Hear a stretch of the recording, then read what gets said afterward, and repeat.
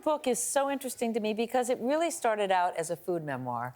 It wasn't supposed to be as personal as it became. So what happened in terms of the evolution of this book? I mean, it was always supposed to be frank, but it was indeed supposed to be a book, a lifestyle book, or a how-to book about healthy eating. And a lot of that stuff is left over, but it was going to use some of the details of my life to have the discussion and talk about philosophies that I believe in about food and how we eat and also how we look at our bodies. And I wanted to have a really frank discussion. I think we all have these discussions in our head when we look in the mirror or get on the bathroom scale.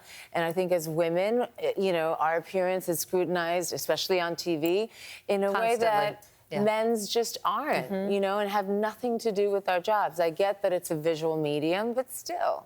But it definitely went beyond that. Oh, yes, some things in your life that are very personal. One of the things you talk about is being molested as a child by one of your stepfather's family members. And you've said since then that the reason you wrote that was because you have a little girl.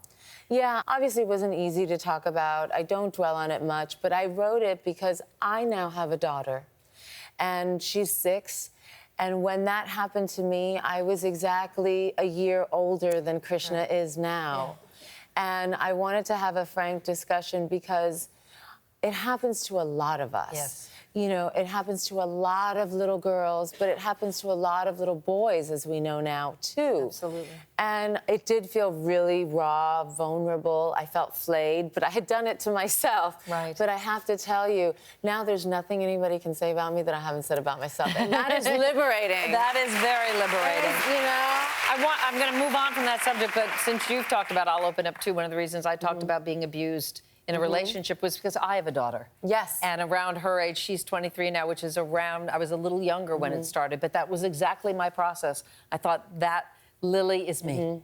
Yeah. And that's when you start thinking about it, particularly when if you haven't talked about it otherwise. I really you see it in hadn't. your children, and, and you need to verbalize it.